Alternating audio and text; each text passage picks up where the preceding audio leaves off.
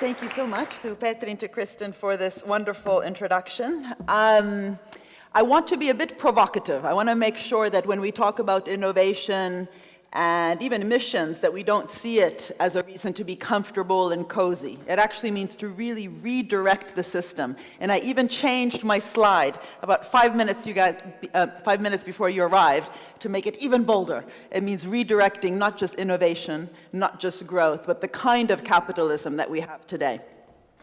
And you know what's interesting is Schumpeter, that this lecture is named after, most of what he actually said about innovation, he got from Marx. There was very little new in Schumpeter with innovation. He kind of forgot to, actually he did cite Marx, he didn't cite Keynes enough.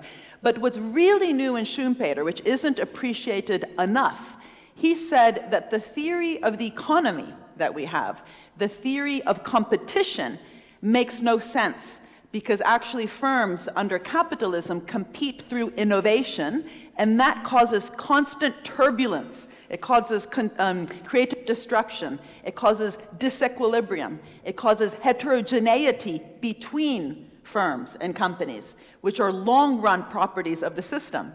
And yet, the body of economic thought that guides so much policy worldwide is based on equilibria, representative agents, averages, medians. And he said, this is wrong. Why should we have to talk about imperfect competition to talk about innovation? Anyway, so this is what I really want to, in some ways, welcome, which is if we take innovation seriously, if we look at issues like what innovative small enterprises need in order to innovate and to scale up, we actually also need a different theory of how the economy works. And in particular, I will focus on the need for a different theory of what policy is, and hence what the public sector is. And this is very important, of course, given the European Commission's role today in trying to help steer Europe to be not only competitive, but also to really tackle some of the most important goals we have ahead. And as was mentioned by Kristen, I've worked very closely with also Carlos Modas recently, the Commissioner for Research and Innovation. And what's interesting is that this concept of missions, which I kind of want to break down for you and explain why it's such a radical, uncomfortable word that shouldn't make us all feel cozy, but really think about what we need to change, really occurred after decades that Europe was already talking about challenges. It's not that new, right? Plastered all over the Commission with smart, inclusive, sustainable growth. Also, of course, at the United Nations and in many countries. So what I want to talk later, towards the end of the lecture, is what does it mean to really tackle these challenges in a concrete way that can guide growth and can guide public sector and private sector activity in fundamentally new ways. But also, even these words, they're quite radical. I just came today with an airplane from the United Kingdom, which is about to go through an election, and everyone's talking about their election manifestos, but there's not one paper that I've seen that has put these issues at the center. And in the UK, the current model of growth, literally, not even model, the current paradigm, how growth is occurring, is not this way. Even just the first word, smart growth, which assumes investment-led growth, is not happening. The UK is growing through consumption-led growth, which is fueled by private debt. So the ratio of private debt to disposable income is back at the level it was just before the crisis. And that's what caused the crisis. So you would think this would be like at the core of the national debate, and the election manifestos would be talking about it, but they're not. And this is also true across Europe, that we don't really necessarily take these words to mean, oh my God, we really have to change. We also have to change our corporate governance structures. In many parts of the world, corporations in recent years have increasingly spent their profits that they earn not to reinvest in productive capacity, research and development, human capital and training, but in many cases, not all, just to kind of boost the share price, so buying back shares to boost share prices and stock options. For the Fortune 500 companies, $3 trillion 3 trillion, that's 12 zeros, have been spent in the last 10 years just in buying back shares. And when these large companies are buying up small companies and SMEs, it's not so much the buying up that's the problem, is what then is the system, the ecosystem, what happens to the research and the thinking, the out-of-the-box thinking of those small companies when they're bought up by an ultra-financialized large company, which is different from a non-financialized company. So these questions of governance, both in the public sector, how do we govern the public sector, how do we govern the private sector, and how can they relate to one another in more interesting ways in order to fuel smart innovation-led growth, growth that's more sustainable, and growth that reduces inequality instead of increasing it, really should be at the heart of what we're talking about when we talk about innovation and when we talk about economic growth. But unfortunately, this often doesn't happen. And this is also because we're not necessarily prepared to talk about it. In other words, the tools that we have at hand are just so boring. I mean, I often go through these words and I kind of do a theatrical action because it really is boring. Just look at the words. The policy institutions are supposed to de-risk the risk takers. They're supposed to enable them, facilitate them, administer, regulate, redistribute. So if we really want to take seriously those challenges that I had up there before, what we need, even within public institutions, is the same kind of things we often are told that we need in private institutions, especially if you've ever come close to someone who's taken, or if you have taken, a master's in business administration course. The words are so much more exciting. Literally, the courses that you take, if you're a top manager in an MBA class, they're really exciting. It's all about organizational behavior, decision sciences, strategic management. Also take risks and maybe screw up every now and then, but get up again and later you will succeed. People actually brag inside the private sector of the risks they took. And yet if you take risks inside the public sector, if you make one mistake, you're on the front page of the newspapers. So really the question is, what do we want from the governance mechanisms within organizations, public, private, and increasingly third sector institutions? And what do we mean by redesigning, literally, the relationships between them in order to tackle those challenges? And again, the reason why these words are so kind of boring is because we have continued to think that in order to steer growth and in the European region in ways that actually achieve, better things can be done simply by putting different types of patches. And in economics, we call this fixing market failures. And even SME finance is seen as fixing the problem of asymmetric information. That small companies, you don't know how good they are, they don't have as much equity and assets, and so banks will not lend to them. And so this idea that maybe the public sector has to come in and do some SME financing. Or when you have positive externalities and you have areas that have very high spillover effects like basic research does and knowledge, then you have too little investment in it by the private sector. So again, government comes in and fixes that problem, invests in basic R&D. Or negative externalities, the opposite, things that companies are doing too much that are creating problems in the economy, then we need some sort of tax, for example, a carbon tax. And all these different market failures do exist. It would be crazy to pretend they don't. But the real question is, can we simply fix our way, putting bandages and patching things up in order to really drive Europe towards these amazing challenges of smart growth, innovation-led growth, sustainable growth, and inclusive growth? And my answer is absolutely not. What we really need to do is kind of debunk this notion that entrepreneurship is only in some parts of the economy, for example, just in business. We really need to debunk this cartoon image, which, if you're a young person coming out of school, where would you want to work? With the Kafkian bureaucrat, which is always painted with these boring words, or I shouldn't put Zuckerberg up there now because he's no longer seen as cool given the recent Cambridge Analytica stuff, but still, this more colorful, funky, venture capital, garage tinkers, gazelles, right?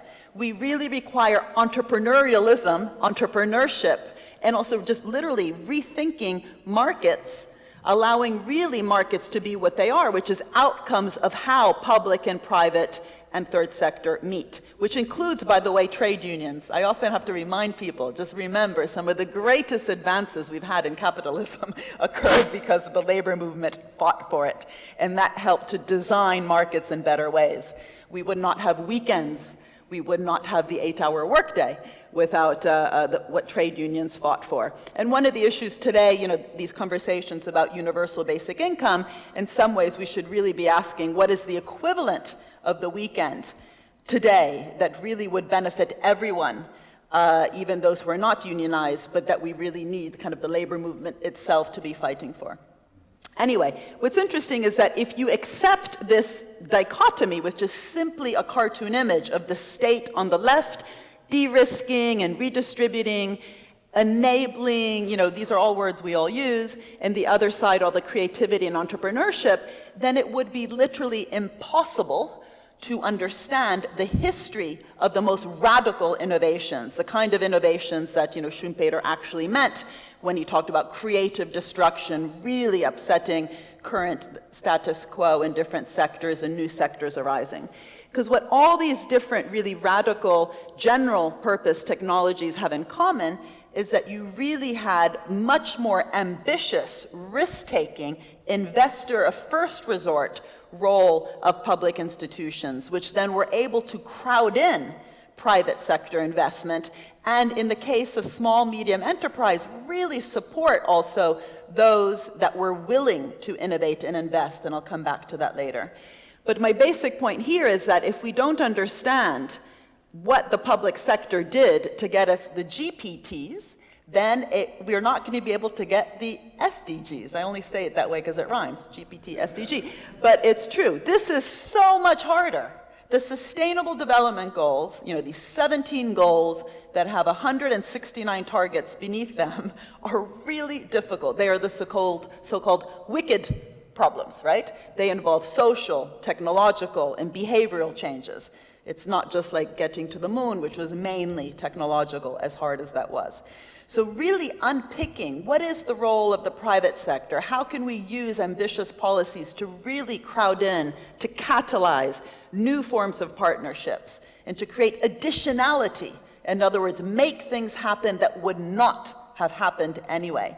How can we do that? It really does require going beyond these dichotomies of thinking that we simply need an enabling environment or set the rules of the game, get rid of these different types of imperfections and then get out of the way. That narrative has to change, but the question is, what is the new narrative, right? If we're left with no narrative, then we're just kind of messy and start doing things a bit too idiosyncratically. So what I tried to do in my 2 recent books, apologies if this is very self-promotional, but hey, you invited me to give a talk, so. So in the entrepreneurial state, what I did was to really debunk and to unpick, really, what actually happened in that place in the world that we still talk about as being one of the most innovative places, which was Silicon Valley. And this myth that it was mainly about venture capital, mainly about entrepreneurs and the garage tinkerers in the state at best did some basic science, which was later commercialized. I kind of, tried to really kind of unpick that and then ask what are the lessons for other countries, but also for the future in terms of driving the next big revolution, which I think we all hope will be a green revolution.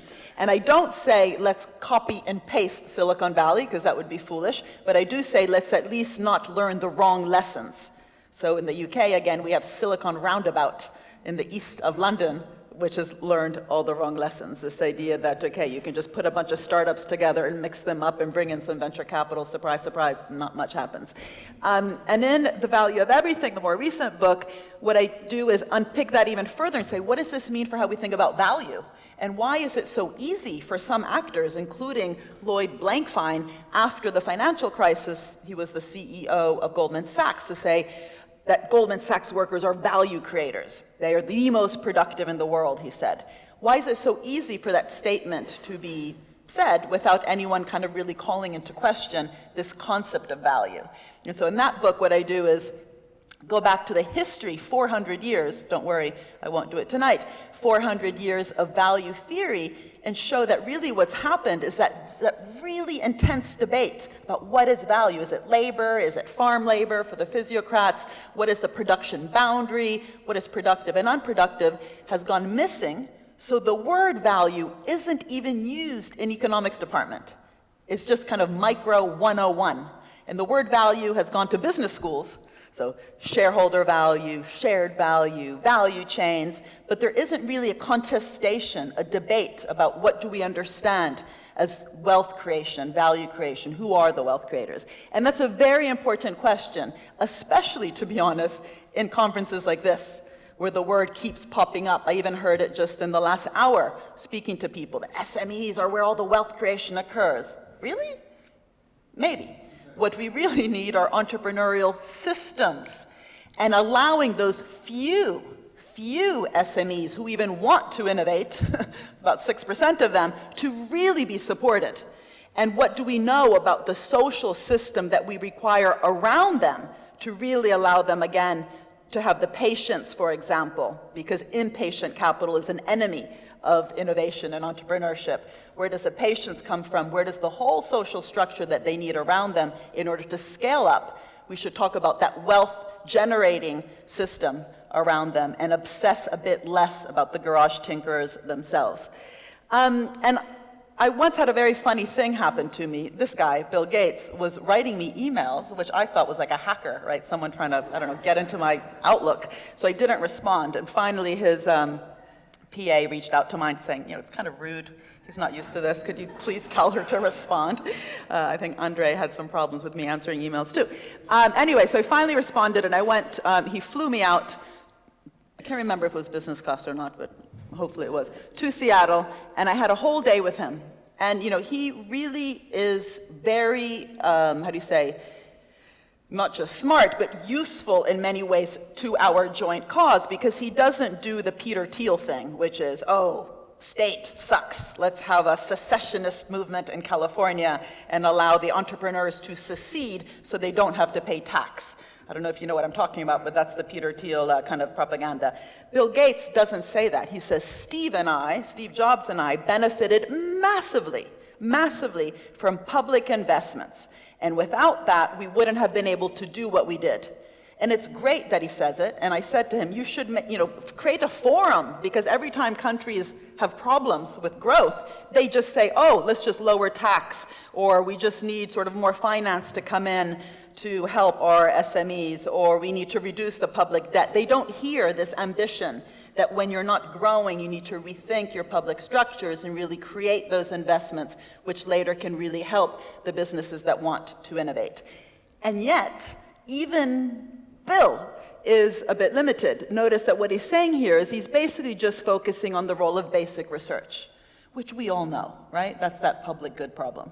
So if it was just, come in, governments, fund basic science, and we'll do the rest, it would, first of all, be much easier, because that's all policy would have to do. But also the question is that really what happened with those general purpose technologies I put up before?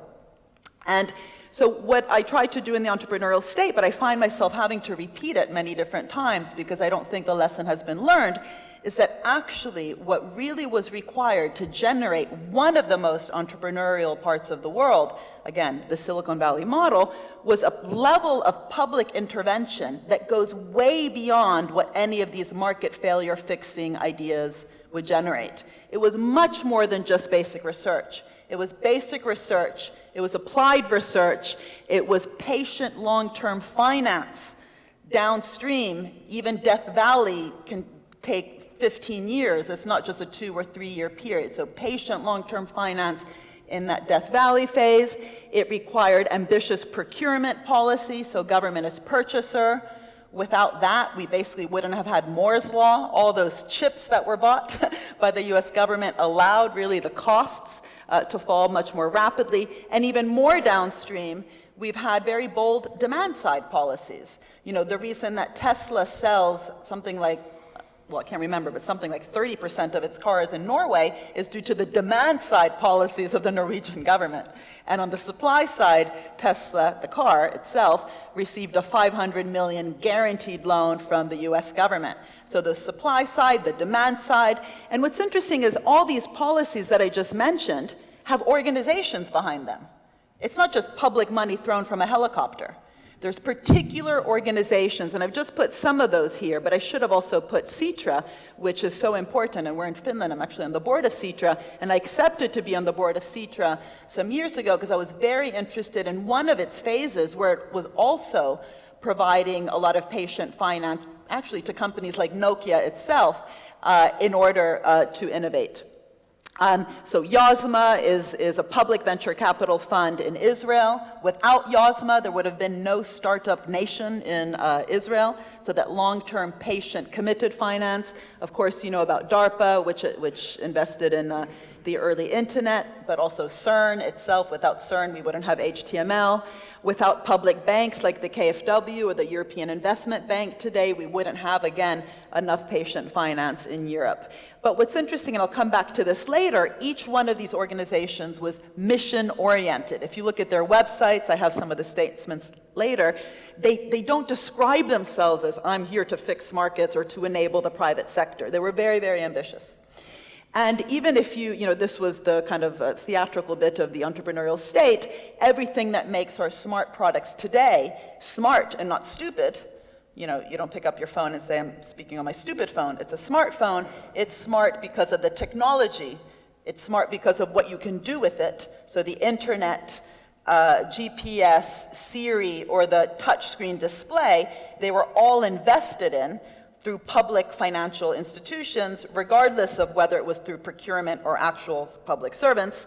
And those organizations, whether it was the CIA, which funded the touchscreen display, so be careful when you put your finger on your phone the next time. Again, DARPA, which also invested in Siri. If you kind of break down all these different organizations, we should be asking those MBA kinds of questions, right? What actually occurred in that organization? What allowed that public institution to take risks? How did it interact with the SME population? In the US, for example, the Small Business Innovation Research Program, SBIR, has been a key financier of lots of small businesses, but not just because they're cute and small, this kind of blanket SME policy which leads to nothing, but really using procurement, 3% of each department, so Department of Health, Department of Energy, Department of Defense budget, to fuel SME activity that was procuring something that the government needed, whether it was for education, health, defense, or energy. And SBIR, this program, which again is focused on SMEs, what's interesting is it's almost always preceded venture capital financing. So the venture capitalists look, who's receiving SBIR funding? And then they go and provide the next stage financing because they think the filtering process of SBIR is a very smart one. But the truth is that it's actually SBIR that provides that early stage, high-risk finance, the really seed phase, them as well as business angels, but that's just friends and family, and most of us don't have rich friends and family, and then the VCs come later. And the problem with venture capital, by the way, is that how it's developed over time is also quite dangerous for many small companies that are trying to innovate. Venture capital is very exit-driven, and they want to exit in 3 or 5 years. And that's led to some dysfunctions in many sectors that we should be wary of today as we see new sectors emerge. So in the biotech sector, for example, it's created many PLIPOs, sounds like a disease, productless IPOs, because this rush to exit in 3 or 5 years doesn't really help, especially in science-intensive sectors like biotech, nanotech, or today clean technology. And recently I've been doing quite a bit of work on the clean tech kind of area. It's a very nice area to do quantitative work because there's a very good database funded by Bloomberg, the Bloomberg New Energy Finance database, where you literally can trace every penny of any money, private and public money in clean tech. And you can see kind of who's financing what and why it matters. So if you have too much short-term capital going into specific parts of the clean tech sector, we need to be wary of whether that sector is given the kind of patience to innovate. But what's interesting is literally if you just make it into a four-square quadrant here and put higher capital intensity on the vertical axis and risk on the horizontal, that upper right-hand quadrant, you see lots of different types of public actors, which again, we kind of ignore. We don't really understand how they're working. And if you look at the different types of actors in renewables, there's many different kinds. There's public banks, private equity, venture capital, different types of government agencies. And what should be happening, really, if the government's playing its role, as it did for Bill Gates and for Steve Jobs, is to really be financing the frontier. The frontier, those areas that are still both highly capital intensive, but also very uncertain and high risk. So they can kind of lay out the platform for later companies to enter who tend to be more risk averse. And you see this, in fact, if you break it down into different parts of the renewable energy sector. You see that in wind, the public sector led, and then once the private sector came in, it was fine for the public sector to invest less, whereas in marine, which is still very risky today because it's just less also diffused, you still have the public sector having to take on that leadership. But if you again break down all the different sources of finance, in clean tech, one thing that's interesting is the strong presence of these development finance institutions, which basically means public banks. So in Europe, it includes public banks like the KfW, but also the European Investment Bank. And if you look at what they're doing, this is data, a 10-year period between 2001 and 2012, what you see is a classic role, what Keynes would have argued for, which is that the public sector should be counter-cyclical, right? When you have a crisis or when you have a boom, the private sector invests too much, so the public sector doesn't necessarily have to play a leading role. And when you have a bust, you have a retreat of private finance, so you need that counter-cyclicality, which we kind of forgot to do in Europe if you look at us aggregately after the crisis. There was a lot of pro-cyclical kind of austerity-type policies.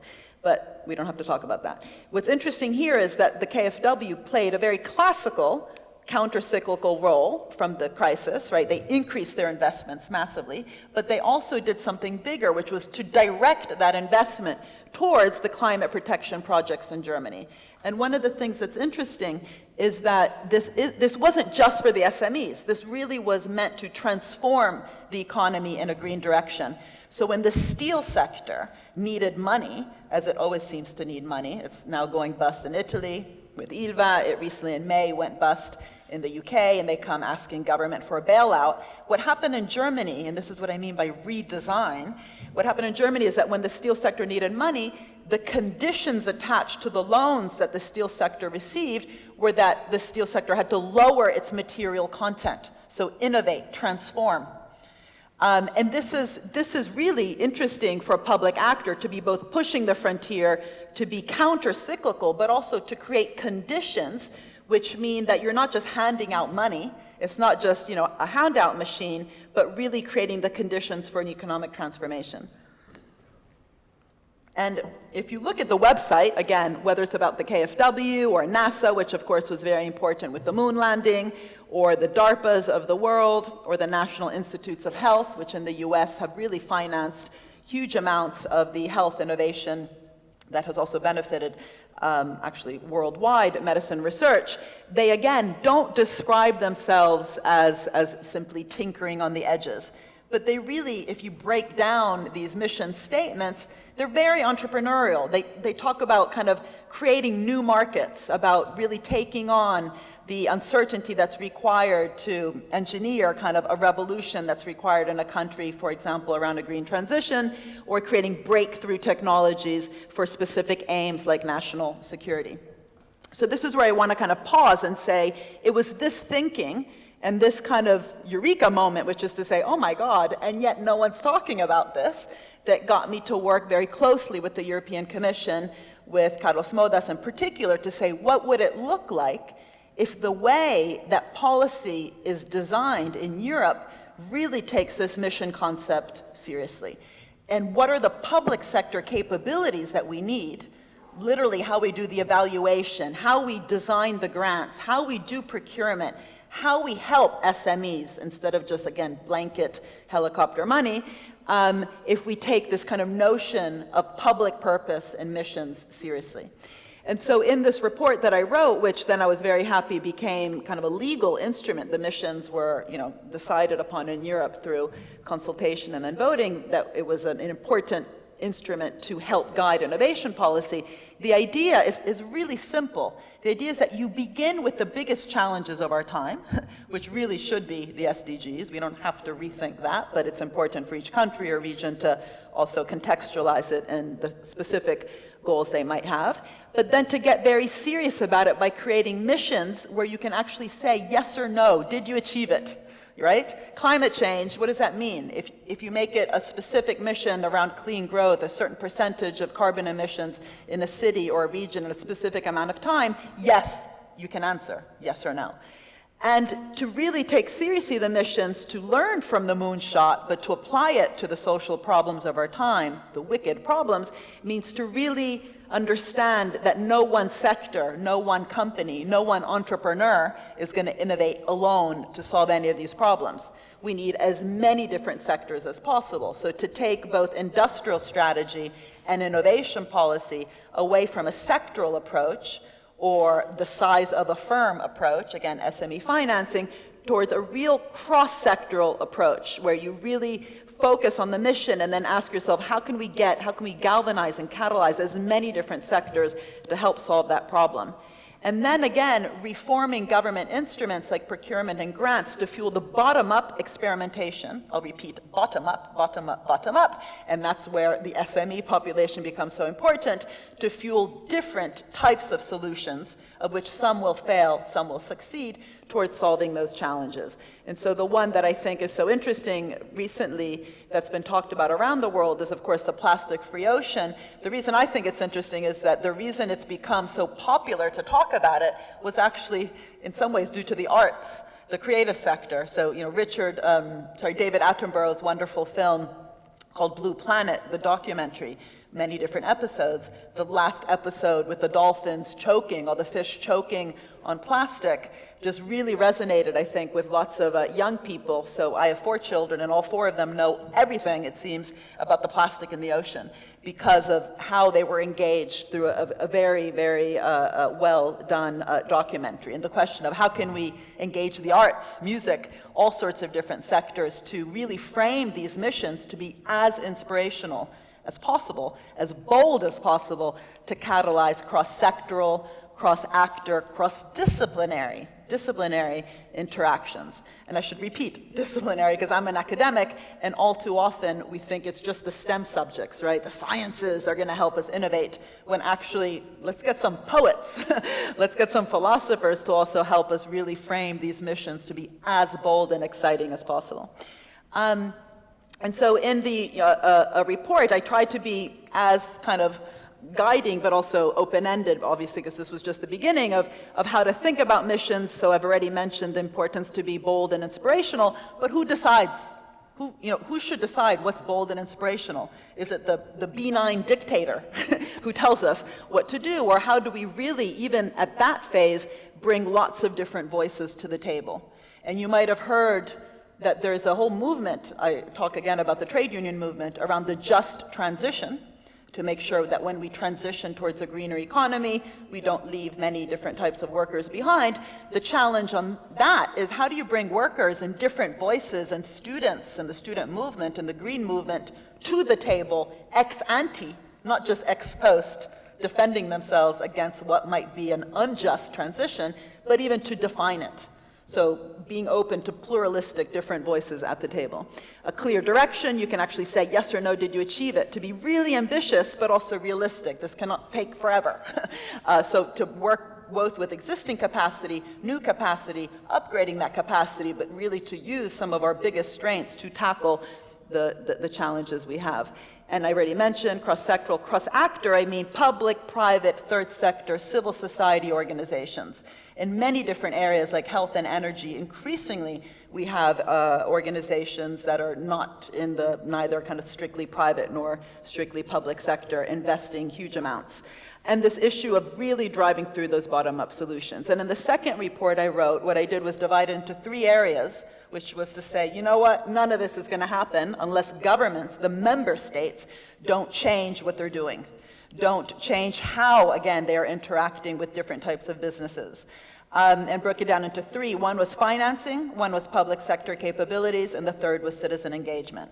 In the financing, let me just say, it's really important because the total amount of money that the European Commission has for the missions is not that much.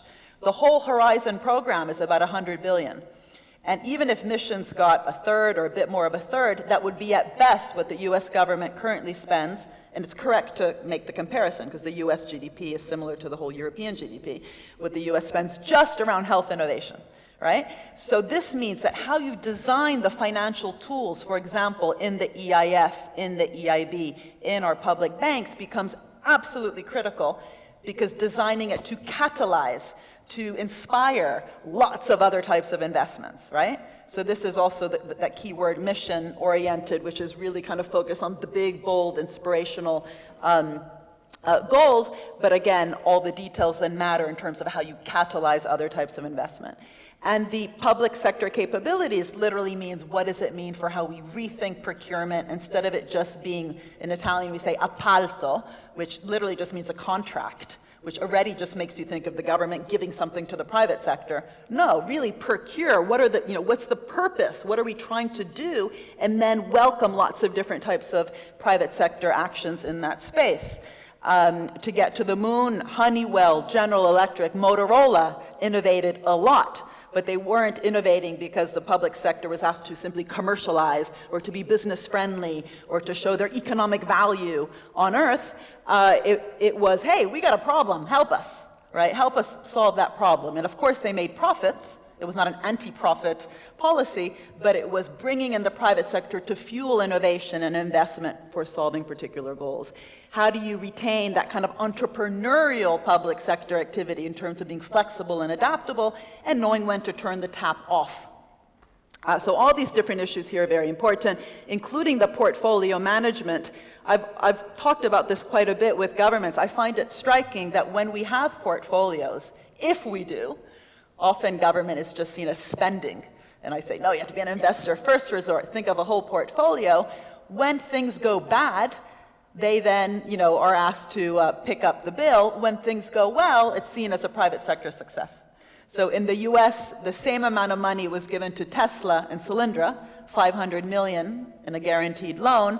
Solyndra went bust. It was a solar company. Taxpayer bailed them out. Tesla did quite well. Oh, Elon Musk, he's a genius. Right?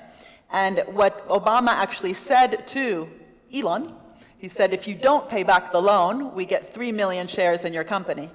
And why would you want 3 million shares in a crappy company that doesn't pay back its loan? Had they said, we get 3 million shares if you do well, the price per share went from 9 to 90. And multiply that by 3 million, that would have more than paid the Solyndra loss and the next round. So that kind of entrepreneurial spirit and portfolio thinking is required if we want government to take the kind of risks that it took to get us Silicon Valley. We could just forget about it and say you can just fund it through tax, you can create money, but we know that doesn't work for all sorts of political reasons. And also I don't think the tax system itself was necessarily devised in order for funding these kinds of really high-risk investments. So as you know, Europe has actually now come up with these different mission areas. It was, I'm not going to comment on them because I had nothing to do with them, but the point is there was lots of sort of stakeholder engagement, and these are areas within which different missions will be selected, and they also have mission boards that are really thinking critically now about how to do that. What I want to focus on in my last minutes is what it actually means, again, on the ground. On the ground, it means, again, really changing the narrative away from one of just fixing towards co-creating, co-shaping, sharing risks, sharing rewards.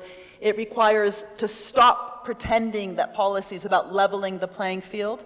It has to be about tilting it towards a direction, but but the direction is not one company or one sector, but it's really making that big bet like around a Green New Deal and then forming the different policies that we need to really tilt things that we are rewarding those companies and those activities that are willing to take those risks to go in that direction.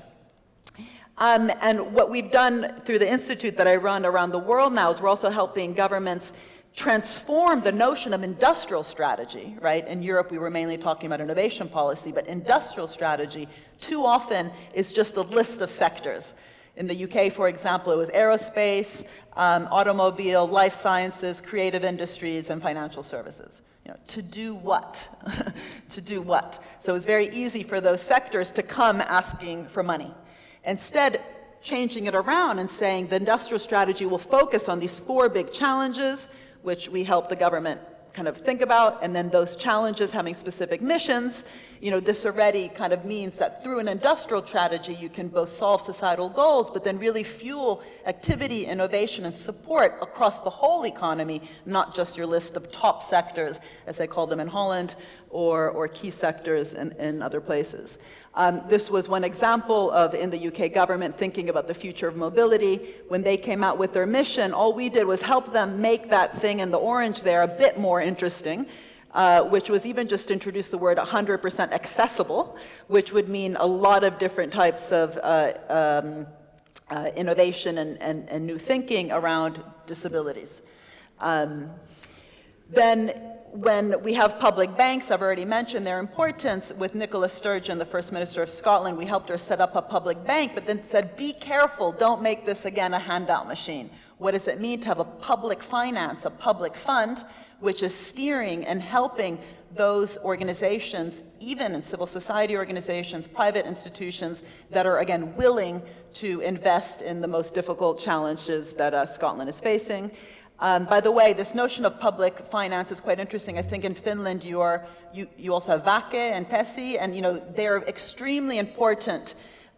It's extremely important to have public funds that are willing to go in the long term. And it doesn't necessarily have to be the YASMA kind of public venture capital fund or the KfW public bank, but you definitely need a form of patient finance. And it's interesting that there's different forms it may take, but it's very hard to find any country that has really innovated without some form of patient finance, which then can again crowd in other forms of finance. We also have been thinking about what does this mean for production, literally for the way that, for example, in the health sector, pharmaceutical companies interact with that social structure that I was talking about before. This is a striking sector where so much money goes in from public institutions, and yet the prices of the products are simply set by the pharmaceutical industry, and then the welfare state has to come in and kind of subsidize it, but the taxpayer pays 2 or 3 different times. What does it mean to really have a mission-oriented approach? Because the military, when it finances health, when it finances drugs, because soldiers need medicines on the war territory, they are not naive. They get it at the price that makes sense given what they financed, and yet we have sort of accepted that we are simply fueling, if you want, profits in the health sector, and as long as some medicines come out, we're happy, without really rethinking how to design the system to be more symbiotic and mutualistic so the prices themselves reflect that public contribution. And working with different cities, I don't really have time to talk about it. This is, I think, very interesting that, again, in terms of the implications for the public sector capabilities, all this talk about innovation and technology and general purpose technologies and circular economy and SME financing tends to be on the periphery.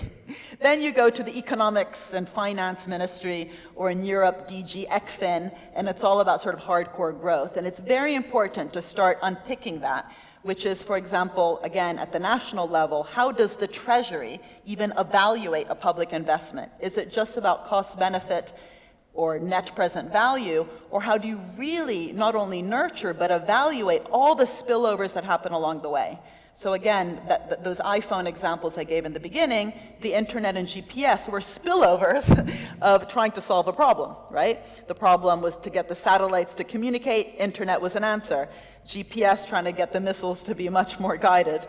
What does it mean to both take the problem-solving exercise seriously and how we evaluate growth, but especially the spillovers along the way, those cross-sectoral spillovers that even the Concorde plane had, Concorde's not flying, but huge amounts of spillovers across many different sectors. It's never been properly evaluated. And if we don't think through these kinds of issues, it's not going to be easy to really redirect capitalism in those ways that I was talking about, because all those interesting innovation things will remain on the periphery. So bringing innovation to the heart about how we think about growth means that the treasuries and ministries of finance need new tools. And this I've already mentioned through the example of the prices in the pharmaceutical industry, or the issue about equity in the kind of Tesla Solyndra case. But this really, I think, is a very important question. And the state of California today is thinking about it in terms of a wealth fund, in the same way that in many Scandinavian countries, like in Norway, there's a sovereign wealth fund. What does it mean? Not to think about just UBI, which is like a handout to the citizen, but a citizen's share, a citizen's dividend, so that we actually have innovation-led growth and inclusive growth together. We redesign them together so that the ways that citizens benefit from it is not ex post, but even how we design these instruments ex ante. And it's just much more interesting as a narrative. It's, wealth creation as also a progressive agenda instead of just wealth redistribution. As important as redistribution is, it's not a winning narrative. It's also not what wins the election, unfortunately. So really rethinking both the redistribution, as important as it is, but giving citizens the power, both through the mission-oriented programs, putting them at the table in terms of the stakeholder engagement, but also the rewards for this collective action and collective value creation. And I'm done. This is just a slide of the institute that I run, which really tries to put public value and public purpose at the core of political economy. And if any of you are interested in engaging with us on it, please do get in touch. But I think that this is central to really rethink the system, how we drive innovation away from these dichotomies and cartoon images of the entrepreneur, which tomorrow I'm sure you'll be talking about a lot in really smart ways, but to really keep asking, what is an entrepreneurial system? How do we co-create that system together, and how do we share in the benefits together for real, as opposed to just some kind handouts? I'm done.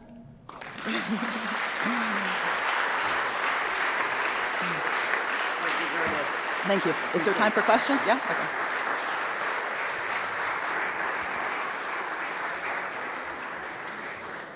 Thank you very much, Mariana. I think this was absolutely fantastic. I think one of the most insightful and energetic Schumpeter lectures that we've ever heard during the SME Assemblies. And I simply repeat my plea to my colleagues: we should seriously consider renaming this event to Mazzucato Thank you. Innovation Lecture for good grounds. I know time is running, but I think this is a great opportunity to pose one or two sharp questions to Mariana, and then my dear colleague and boss, Jari Gustafsson, actually will give some broader insights from the Finnish perspective. But colleagues, raise your hand and make the question, please. Anyone? Oh, yes. Thank you. A couple of questions. I have to look at my notes here. How do you change? You mentioned early on in your presentation about the consumer-led economy in the UK. How do you drive a change from consumer-led in an economy like the UK to an investment-led economy? And also you mentioned about the public banks, and they shouldn't be just a handout lead. How do you then choose where the investment should be? Who decides that? How do you do that? Great. Okay, this will take me another 40 minutes. No, just kidding. So first of all, what I was saying about the UK is not just that it's consumption-led, but that consumption is fueled by private debt, and that's because real wages have not been growing since basically the 1980s. And so even just to stay in place, debt had to be taken out. So that kind of narrative after the crisis was all these irresponsible people, spent too much on their credit cards. Well, actually, no. The problem was the real incomes weren't growing. So the first thing I don't think I need this because there's all these other things. The first thing is we need real incomes to go up, so we don't have the private debt-fueled consumption, which is the big problem. And that requires all sorts of policies, as well as increasing the bargaining power in different ways. It doesn't have to happen through unions. By the way, I was just in Mondragon, Spain. There they have a whole history of cooperatives, for example, or John Lewis in the UK, right? So there's different models of corporate governance. Scandinavia should be bragging about this. You have a stakeholder, not a shareholder governance structure of companies. You don't hear about that often. We should have a European region that also really learns what works, what doesn't, and especially under the Finnish presidency of the Commission, I had sort of asked them to really bring that to the fore. So to change that to investment-led, what you also need is a different type of policy. So many policies in the UK, like in some other countries, have been based on the assumption that business already wants to invest, and you just have to make things easier, so different types of tax incentives or tax cuts. The truth is they didn't actually want to invest. They were properly happy, either just with inertia or making money in other ways, and so that really required that bold, mission-oriented, again, investments in the public institutions, and that's where this industrial strategy in the UK came from, this idea that, okay, to move to a more investment-led growth strategy, we need government to change, focus less on indirect and more indirect. Then your second question is, how do you make those decisions, whether it's through a public bank or not? And this, it becomes a self-fulfilling prophecy because we narrated, we told the story of government as just fixing markets. The kind of people, I hate to put it this way, but in some countries, the kind of people that were also then stimulated to go work in government weren't necessarily also some of the kind of, people who had that investment savvy knowledge or even scientific knowledge. Because if you were a top scientist, why would you want to go run a ministry? In the US, when they had their $800 billion stimulus program after the crisis, they were able to get Steve Chu, a Nobel Prize winning physicist, to run the Department of Energy. He set up ARPA-E, right, to, again, reorient the U.S. economy in a green direction, and they got the top talent, enter the civil service, which doesn't mean in other countries you don't have top talent, but the point is there is a self-fulfilling prophecy that the more we can say government is about transforming as much as the private sector is, and they need to collaborate, co-invest, share risks, welcome risk-taking in public institutions, the kind of people you will attract to work in your public bank is very different than let's just go de-risk Elon Musk. I could say more, but then, Perfect. Yeah. There's another question there, at least in the back, please.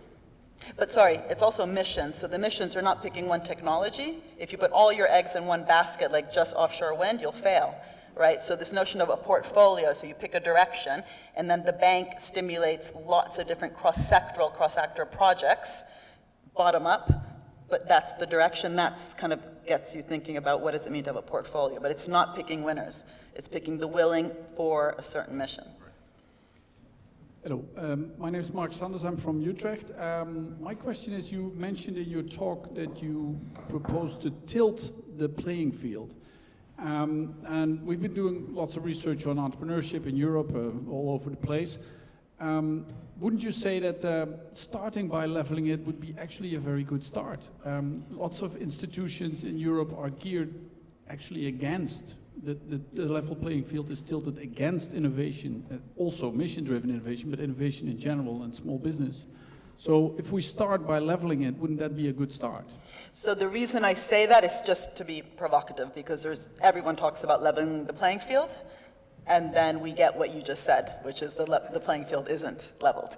So by tilting it, it means if we want, again, big if, maybe we don't want, if we want smart, innovation-led, sustainable, inclusive growth, if we want to get the SDGs done, if we want to get the plastic out of the ocean, it ain't gonna happen by leveling the playing field. You need to reward certain types of activities over others. So a tax structure that we currently have, which how do you say, rewards not only short-termism, millisecond trades, right? Or a capital gains tax structure, which again rewards short-termism, doesn't get you the kind of long-run investments that you need. So tilting means once you choose a direction, how do you line up all sorts of different policies that reward the activities that are going to get you, whether it's just about long-termism, whether it's about reduction of the material content, as I mentioned in steel, and really fuel the bottom-up experimentation, and that's where your point is really crucial. If we really want bottom-up experimentation, that means not leveling the playing field, but designing the tools that really help those companies that maybe aren't large enough, that don't have the assets, to be part of that game. but then you need to redesign that tool to do so. But it's not about leveling, it's about making the direction, like choosing that direction, and then lining up all the different tools from taxation to reward long-termism, not short-termism, and to then help the small companies that want to innovate towards that solution to do so, for example, through that SBIR kind of procurement policy. But blanket SME policy, like in the UK, where we spend more on SMEs than on universities, 9 billion on SMEs through different types of incentives, 8 billion on universities, doesn't get you innovation. Most SMEs, okay, I'm going to say it, are not very good, right? They're not very innovative. They're not very productive. Those that are need serious help. And there's something like 6% of SMEs that even, are in kind of the innovation game. If you just spray SME support everywhere in order to level the playing field, you're not helping your economy be more innovative. You just have a folkloric notion of small is beautiful. And that doesn't help. Professor Mazzucato, thank you very much. Thank you. Thank you. Thank you. Well, colleagues, thank you very much for Mariana. And now let me introduce my close colleague, Permanent Secretary of the Ministry of Economic Affairs, Jari Gustafsson, for his final remarks. Jari, please. Thank you, Petty. Mariana, you called for smart, sustainable, and inclusive growth. It's very easy to agree with that recipe. And this also gives a particular role for Europe, and we need to show the way. Mariana, you also ask us to be bold, inspirational, and ambitious. And this implies that we must step away from the established models for cooperation. And indeed, if we are to take the lead in launching missions, we need to go beyond the comfort zone that an established and thoroughly proved trajectory of the present world has pictures for us. When Finland have established sectorial and many times raw material-based policy frameworks aside, and they're looking for growth opportunities at the intersections of different growth drivers. Smart mobility, circular economy, smart factories, or AI are such drivers that the UK, as an example, has picked up. Those missions also feature on the long list of growth areas that have been identified. And this highlights one very well-known challenge for government goal setting. Selections will need to be justifiable and evidently concentrating on the main global challenges in a sound piece of advice. But in order to be relevant for a small country, you need to have more than aspiration and examples set by other nations. And therefore, we have to recognize that, for example, AI is a challenging selection. The popularity that it enjoys in future visions around the global makes the market very crowded. Selecting it as a guiding mission for a small country in the beginning, a lot of work to identify the real competence, both in research and in company sector, is needed, and one needs to underline the need to be objective. When Finland have a good basis in digital skills, strong network technology know-how, relatively responsive innovation system to test and experiment new ideas. Even combine the innovative capacity of all of Europe in all areas like all needs very careful analysis and direction. Private investments is to be taken into account as an important cause for market potential. We believe strongly that demand from the company sector should be a core indicator, but for example, where we concentrate the research efforts in VTT government-owned technical research center in Finland, the largest of its kind in Northern Europe, VTT beyond the obvious. Clean growth has been a core growth area for Finland for a number of years, and the growing understanding of the magnitude of the demands of climate change have only intensified our efforts. For us, this theme links closely with the soil health and food mission. Forest resources are a core asset for Finland, more important than for almost any country. And we have a tradition to take good care of them. You will also have taken note that these themes are also central in our presidency program. The world is full of opportunities, and as a small country with a limited number of areas of deep scientific competence and company strengths, we need to be clear and focused in our message. Indeed, the level of ambition and realism have to meet. I would also like to underline that we will need a mixture of different innovation approaches, mission-driven and focused ones, and bottom-ups, and if you like, narrow. Indeed, one of the main challenges for our innovation and entrepreneurship policies is to widen the scope of participation and increase the number of companies that engage in dedicated innovation activity. And I believe that we all here tonight share the guideline that we should provide a low threshold for SMEs to engage in innovation programs. We need a moonshot approach, but those that we would like to engage in dedicated innovation activities for the first time would probably be initially more comfortable with a more traditional career than a moon rocket. I would also want to highlight that we see it important that we could build more resilience in our economy and have a value creation fabric that can adjust to imminent changes in the world markets. We know that technology cycles are shortening and market evolution is picking up. The capacity to drive multiple competencies and solutions is crucial. There is a major challenge to make that happen in companies, and in particular in SMEs, where resources are always scarce, and all activities should be focused and purpose-driven. And still, there is a fundamental need to have more capacity to pick up alternative solutions.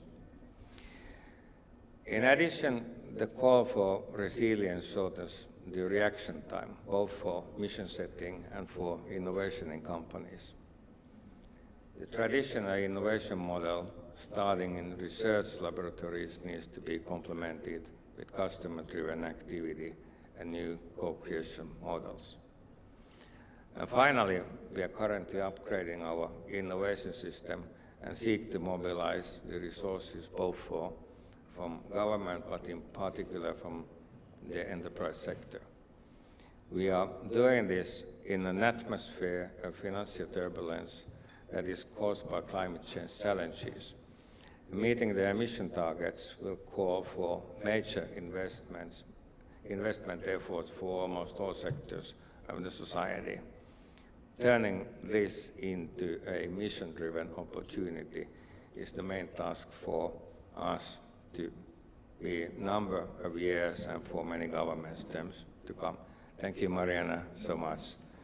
And Petri.